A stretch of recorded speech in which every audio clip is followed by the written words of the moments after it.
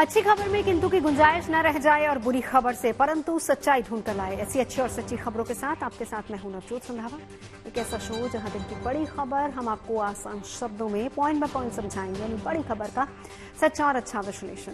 आज सबसे पहले सावन के आखिरी सोमवार की बात होगी। भक्तों की श्रद्धा किस तरीके से दिख रही है शिवालयों में दिखाएंगे, और साथ ही साथ भाई बहन के अटूट प्रेम का त्योहार रक्षाबंधन किस तरीके से पूरे देश में मनाया जा रहा है, तस्वीरें दिखाएंगे। मित्रशक्ति युद्धाभ्यास का 10वां एडिशन, आतंकवाद के खिलाफ भारत श्रीलंका का महायुद्ध, और आज धरती के सबसे करीब आया चांद, 14% ज्यादा बड़े चांद का दीदार कीजिए। आइए शुरुआत करते हैं अच्छी और सच्ची खबरों की बात। सबसे पहले करेंगे सावन के आखिरी सोमवार की। आज रक्षाबंधन का पर्व है और ये दोनों ही पर्व आज देश भर में बड़ी धूमधाम से मनाए जा रहे हैं। सावन महीने का आखिरी सोमवार होने की वजह से जहां सुबह से ही जलाभिषेक के लिए मंदिरों में लोगों का सैलाब उमड़ पड़ा, वहीं भद्राकाल खत्म होने के बाद बहनों ने अपने भाइयों की कलाई पर राखी बांधनी शुरू की। रक्षाबंधन का ये पर्व देश की सरहदों पर भी मना और मंदिरों में भी विधि विधान के साथ पूजा अर्चना की गई।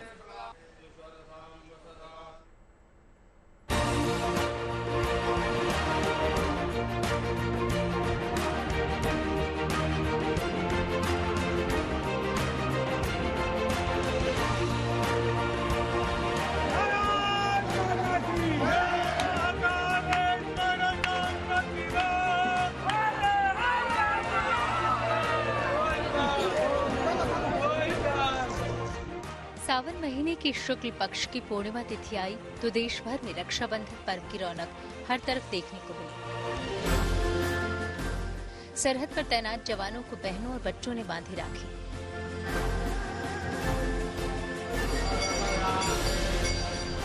मंदिरों में भगवान को पुजारियों ने बांधी राखी।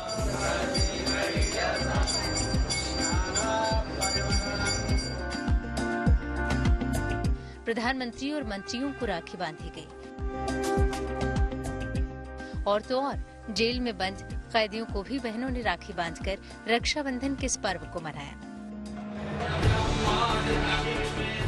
हिंदू धर्म में किसी भी पर्व या त्योहार की शुरुआत विशेष पूजा पाठ से होती है। ऐसे में आज भी रक्षाबंधन के मौके पर सुबह सवेरे देश के प्राचीन मंदिरों में पहले विशेष पूजा हुई, फिर पुजारियों ने भगवान को राखी बांधी।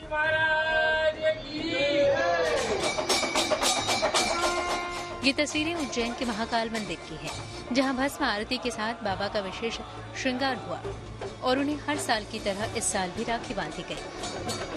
साथ ही 1.25 लाख लड्डुओं का महाभोग भी बाबा को लगाया गया। बाबा महाकाल के इस अद्भुत और अलौकिक स्वरूप को देखकर वहां आए भक्त भी मंत्रमुग्ध हो गए। रक्षाबंधन पर्व पर सबसे पहले महादेव को राखी बनाई जाती है, तो समस्त पुजारी परिवार राखी बना के लाता है। एक हफ्ते से राखी बनाई जाती है और बाबा को अर्पित की जाती है। आज भस्म आरती में बाबा महाकाल को राखी बनाकर चढ़ाई गई है। बाबा महाकाल से हम यही प्रार्थना करते हैं कि सबकी रक्षा करें। ये तो हम बाबा के इधर आए थे दर्शन करने, और मैं स्पेशली भोपाल से आई हूँ और मुझे बहुत ही अच्छा लगा। जो स्टार्टिंग से जो हुआ एकदम ऐसे ही फील हुआ कि मतलब बाबा साक्षात वहाँ पे हैं। बाबा जी को राखी भी बांधी और उनका जो श्रृंगार किया पंडित जी लोगों ने, सबने बहुत ही सुंदर, और ऐसा लग रहा था कि साक्षात बाबा बैठे हैं, जो यहाँ के राजा कहलाते, मतलब वो पूरी फीलिंग्स आ रही थी। हम लोग स्नान करते हैं, पंचामृत का उस लोग को स्नान करवाते हैं, उसको सजाते हैं फूलों से, भस्म से उसका आरती करवाते हैं, और बहुत अच्छा लगता है उनकी सब देख के वो आरती। उज्जैन ही नहीं, इंदौर के विश्व प्रसिद्ध खजराना गणेश मंदिर में भी पूजा पाठ के बाद गणेश भगवान को इको फ्रेंडली राखी बांधी गई है। इस राखी को बनाने में गत्ता, फोम, सितारा, नगनगीना, हैदराबादी मोती जैसी चीजों का इस्तेमाल किया गया और इसमें चारों ओर पारिजात, अशोक, नारियल, खजूर के वृक्ष बनाए गए।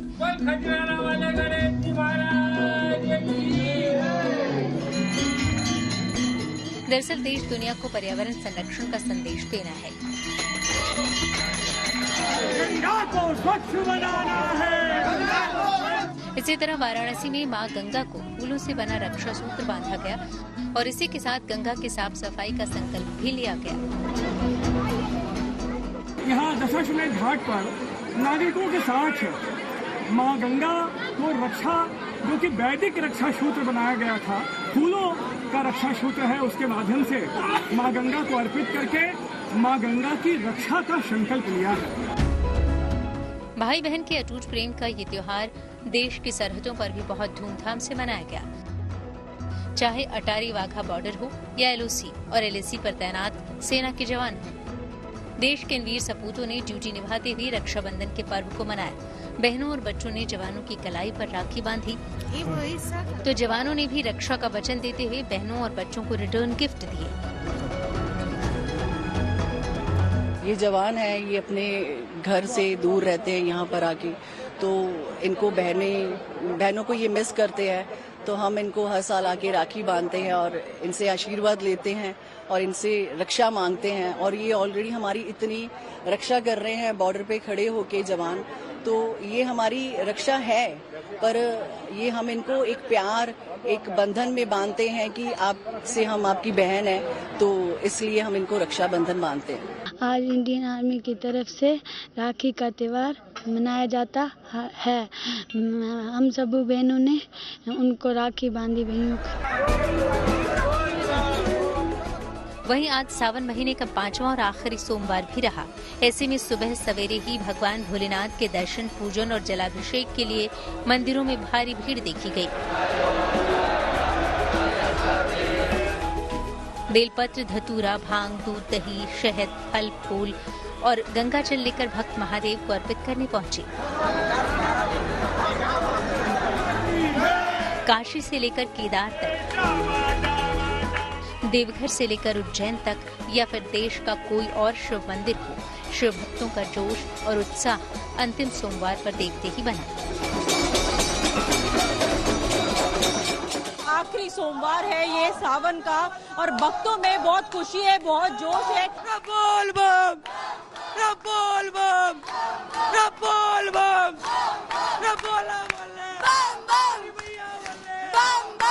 सावन का आज आखिरी सोमवार है और इस अवसर पर शिवालयों और शिव मंदिरों में भक्तों का तांता लगा है। लखनऊ के मनकामेश्वर महादेव मंदिर में भी हम देख रहे हैं कि बड़ी संख्या में भक्त पहुंचे हैं सावन के आखिरी सोमवार। यहां पर भोलेनाथ को प्रसन्न करने के लिए, पूजन अर्चन करने के लिए, जलाभिषेक करने के लिए।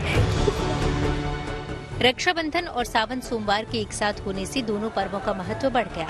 ऐसे में इस अद्भुत संयोग पर शिव भक्ति के साथ साथ रक्षाबंधन का ये पर्व बड़े हर्षोल्लास के साथ मनाया गया। दिल्ली से मनीषा लड्डा, लखनऊ से शिल्पी सेन, उज्जैन से संदीप कुलश्रेष्ठ, इंदौर से धर्मेंद्र शर्मा और वाराणसी से Roshan Jaiswal. Good news today.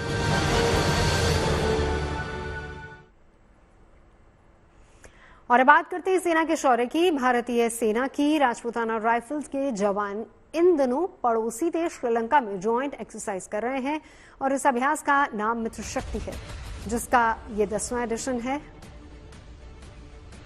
इस अभ्यास के जरिए दोनों देशों के जवान आतंकवाद विरोधी अभियानों से जुड़ी तैयारियों को धार देने में जुटे हैं और ये ज्वाइंट एक्सरसाइज हर साल होती है, जो भारत और श्रीलंका में बारी बारी से आयोजित की जाती है।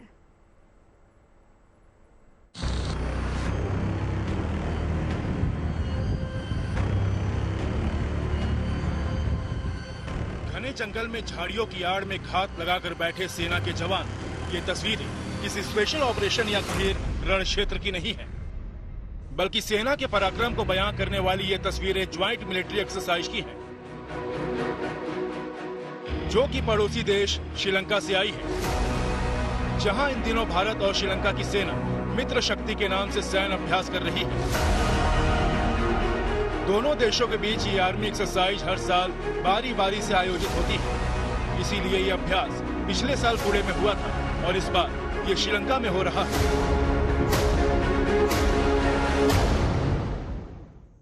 इस वक्त देश और दुनिया में युद्ध के बदलते हालात के बीच श्रीलंका और भारतीय सेना कैसे आतंकवाद की चुनौती से मिलकर लड़ सकती है, चाहे शहरी क्षेत्रों में हो या किसी पहाड़ी इलाके में। ऐसे में नए हथियार, नई तकनीक के साथ मित्र शक्ति युद्ध अभ्यास के दौरान दोनों अपने अनुभव साझा कर रहे हैं।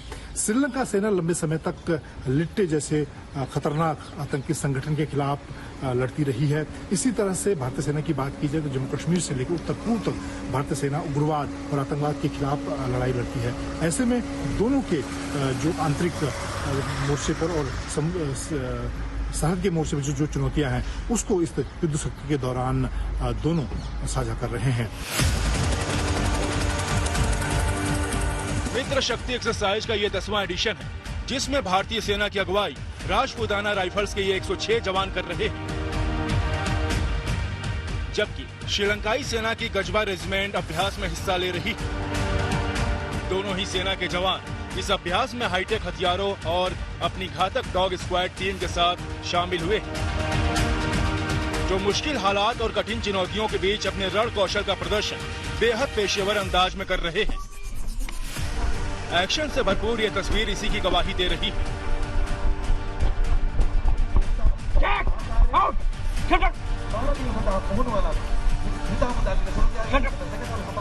इस अभ्यास के जरिए न सिर्फ आतंकवाद विरोधी अभियानों से जुड़ी अपनी तैयारियों को परखा जा रहा है, बल्कि दोनों देशों के जवान अपने अनुभवों को साझा करने और रक्षा सहयोग बढ़ाने पर भी जोर दे रहे हैं। मॉडर्न अगर हम लोग जियोपॉलिटिक्स को देखें तो उसमें कोई भी देश जो है अकेले युद्ध में नहीं जाता है या अकेले अपने ऑपरेशंस में, कभी कभी दूसरे देशों को भी उसको जरूरत पड़ जाता है। श्रीलंका हम लोग का एक नजदीकी नेबर है, इंडियन ओशन रीजन में हम लोग का एक स्ट्रेटेजिक उसका हम लोग का एक फ्रेंडशिप भी है उसके साथ। तो हम लोग के जब आर्मीज आपस में हम लोग जब ज्वाइंट एक्सरसाइज ही करते हैं तो उसमें हम लोग के इंटर ऑपरेटिबिलिटी हम लोग का काफी, उसमें हम लोग ज्वाइंट ऑपरेशंस के लिए तैयारी हो जाती है, एक दूसरे के हम लोग टैक्टिक्स समझते हैं। इस ज्वाइंट एक्सरसाइज में कई चरण हैं, जिसमें ग्राउंड ऑपरेशन से लेकर स्पेशल हेलीबॉर्न ऑपरेशन तक, घेराव और तलाशी अभियान से लेकर ड्रोन और काउंटर ड्रोन ऑपरेशन किए जाएंगे, ताकि दोनों देशों के जवान हर कसौटी पर अपनी तैयारियों को परख सके। जो यूएन मैंडेट के तहत हम लोग जो इसको प्रैक्टिस कर रहे हैं तो उसमें हम लोग वेरियस जैसे कॉर्डन एंड सर्च ऑपरेशंस हो गए, कोई टेररिस्ट का जब एक्टिविटी होता है तो उसको हम लोग कैसे कंटेन करना है, किस तरह से जॉइंट कम्युनिकेशन और कमांड पोस्ट हम लोग को वहां पे इख्तियार करना है, सर्च एंड डिस्ट्रॉय ऑपरेशंस हम लोग किस तरीके से करेंगे, जो लेटेस्ट टेक्निक्स हम लोग इस्तेमाल कर रहे हैं, या तो हम लोग अगर ड्रोन के ऑपरेशंस हो गए, काउंटर ड्रोन ऑपरेशंस हो गए, तो इन सब चीज का वहां पे जॉइंट हम लोग का इंटर ऑपरेटिबिलिटी के हिसाब से हम लोग का पूरा वहां पे ट्रेनिंग चल रहा है। और इसके वजह से जो भारत और श्रीलंका के बीच में हम लोग का डिफेंस कोऑपरेशन तो बढ़ ही रहा है, और राष्ट्र के लेवल पे भी हम लोग के जो रिश्ते हैं वो कल्चरल एक्सचेंज है वो भी भारत और श्रीलंका के लिए बहुत अहम हो जाते हैं। श्रीलंका के मदुरु ओया स्थित आर्मी ट्रेनिंग स्कूल में ये ज्वाइंट मिलिट्री एक्सरसाइज 12 अगस्त से चल रही है, जो 25 अगस्त को खत्म होगी। मंजीत नेगी के साथ bureau report, good news today.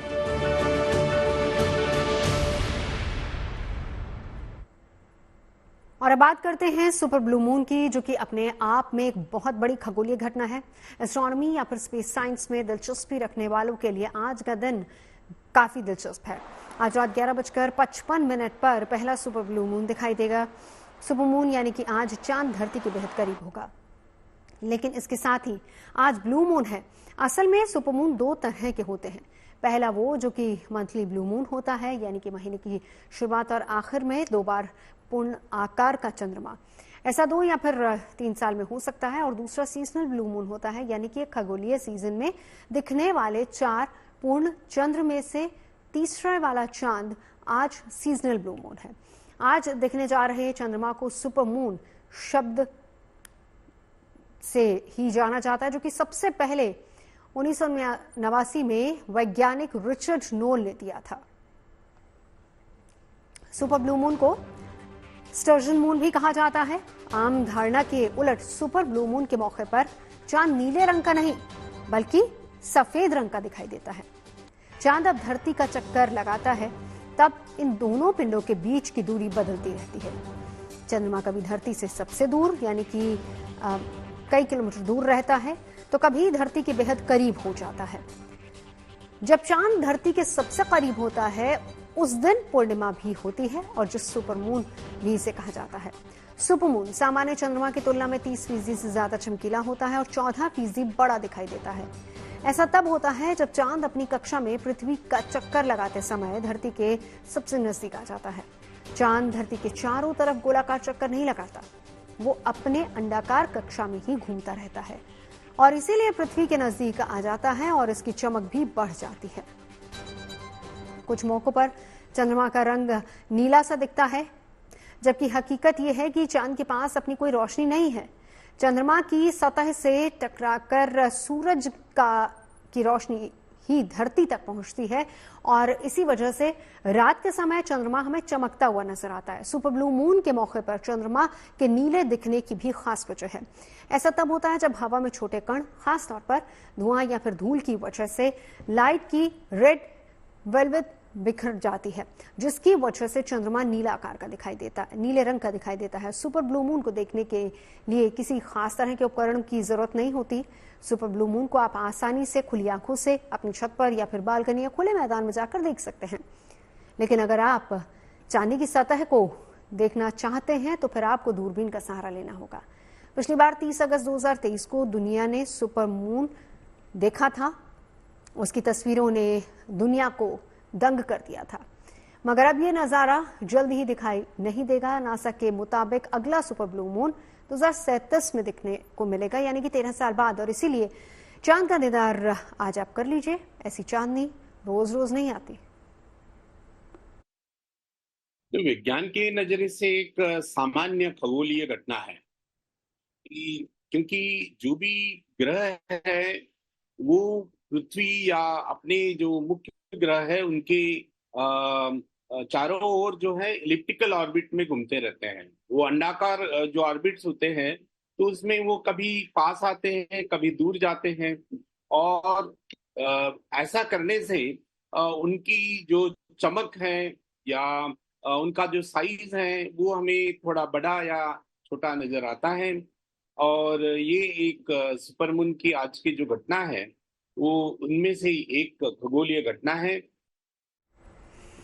और आज खगोल शास्त्रियों के साथ साथ ज्योतिषियों की नजर भी इस सुपर ब्लू मून पर टिकी हुई है। चंद्रमा को सभी ग्रहों में सबसे महत्वपूर्ण माना जाता है। इसे मन का कारक भी कहा जाता है। जन्म कुंडली में भी चंद्रमा को विशेष माना गया है और इसी आधार पर राशि तय होती है। चंद्रमा की स्थिति से व्यक्ति के भविष्य का विश्लेषण होता है। वैदिक ज्योतिष शास्त्र में राशिफल की गणना के लिए व्यक्ति की चंद्र राशि को ही आधार बनाकर उसकी गणना की जाती है। वैदिक ज्योतिष में चंद्रमा को एक शुभ ग्रह भी माना गया है। इसीलिए आज जब चांद सुपर मून यानी कि ब्लू मून फुल मून के तौर पर दमकेगा तो फिर ज्योतिषियों के मुताबिक इसका असर मन पर कितना पड़ेगा, जानते हैं प्रतीक भट्ट से। सुपर ब्लू मून की जो स्टोरी है वो ये है कि जब भी पूर्णिमा के दिन होता है, चंद्रमा अपने पूर्ण रंग में होता है, 16 कला संपूर्ण होता है, तो उस दिन उसका साइज कहीं ना कहीं अद्भुत होता है, बड़ा होता है। इसीलिए इस साल 2024 के दिन खासतौर से सोमवार को जो ये 4 बार पड़ रहा है तो इसे सुपर ब्लू मून की संज्ञा दी जा रही है। सुपर ब्लू मून मतलब कि अपने आप में बड़ा वैभवशाली चंद्रमा। निश्चित तौर पर यह अपने आप में ज्योतिष के रूप में बड़ा ही लाभकारी हो जाता है और ज्योतिष के हिसाब से ऐसे दिन अगर किसी ने शंकर जी की पूजा कर ली या ओम श्राम श्रीम श्रोम सह चंद्रम से नमः इस मंत्र का पाठ कर लिया तो चंद्रमा बली हो जाता है। चंद्रमा मन का कारक है। यकीन मानिए लोग 8 ग्रहों की पूजा करते हैं, सबसे ज्यादा शनि राहु केतु की करते हैं, लेकिन मैं कहता हूं अगर एक बार मन को वश में कर लिया तो जीवन को वश में कर लिया, और ये मन ही कहीं ना कहीं चंद्रमा है। तो सुपर ब्लू मून और जो ये पूर्णिमा का आज दिन है जो उसी लिहाज से बहुत महत्वपूर्ण हो चलता है, तो निश्चित तौर पर मेडिटेशन किया जाता है आज रात को, या फिर चंद्रमा को अर्घ्य दें। उसी के साथ साथ शिव पार्वती की पूजा करें, हो सके तो शिव अमोघ कवच का पाठ, उसी के साथ साथ रुद्राष्टक का पाठ और ओम चंद्रम सह नमः इस मंत्र का 108 बार पाठ करने से ज्योतिष में चंद्रमा आपके पूरी कुंडली में कहीं भी बैठा हो बहुत बली होता है। आगे बढ़ते हैं। 29 जून से जारी इस साल की अमरनाथ यात्रा रक्षाबंधन यानी कि आज के दिन पूरी हो गई है। अमरनाथ गुफा में छड़ी मुबारक की पूजा के साथ ही ये यात्रा संपन्न हुई है और इस साल 5 लाख से ज्यादा श्रद्धालुओं ने बाबा बर्फानी के दर्शन किए। कड़ी सुरक्षा के बीच हुई इस यात्रा को सफल बनाने में सेना का भी पूरा योगदान रहा है। सेना के जवानों ने भी कड़ी सुरक्षा व्यवस्था के बीच इस यात्रा को पूर्ण कराया। करीब 50 दिन तक चलने वाली इस साल की अमरनाथ यात्रा पवित्र अमरनाथ गुफा में छड़ी मुबारक की पूजा के साथ ही संपन्न हो गई है। रक्षाबंधन के ही दिन अमरनाथ यात्रा समाप्त होती है, जब छड़ी मुबारक की पूजा पवित्र गुफा में होती है। छड़ी मुबारक को 2 दिन पहले पहलगाम के रास्ते से चंदनवाड़ी, शेषनाग और पंचतरनी होते हुए आज सुबह अमरनाथ गुफा पहुंचाया गया, जहां पर उसकी पूजा हुई और उसके बाद वहां से छड़ी मुबारक साधु संतों के साथ वापस श्रीनगर लौटी। लेकिन उस बीच हजारों की तादाद में जो सुरक्षा कर्मी अमरनाथ यात्रा में तैनात थे, वो भी अब धीरे धीरे वापस लौटना शुरू हो जाएंगे और जम्मू कश्मीर में हो रहे विधानसभा चुनावों की सुरक्षा में जुट जाएंगे। इस साल अगर अमरनाथ यात्रा की बात की जाए, 5 लाख से भी ज्यादा श्रद्धालु इस साल की अमरनाथ यात्रा में शामिल हुए और अब की बार यात्रा बहुत ही सफल रही। ना ही मौसम की खराबी यात्रा में कोई बाधा बनी और ना ही सुरक्षा के लिहाज से अमरनाथ यात्रा में किसी तरह का कोई हादसा हुआ। यही कारण है कि अमरनाथ श्राइन बोर्ड के साथ साथ जम्मू कश्मीर प्रशासन सफल अमरनाथ यात्रा को लेकर काफी उत्साहित है। गुड न्यूज टुडे के लिए श्रीनगर से अशरफ वानी। खबरें सच्ची होनी चाहिए, अच्छी खुद ब खुद लगती हैं। Navjot Randhawa signing off. आप सुनते रहिए गुड न्यूज, देखते रहिए गुड न्यूज।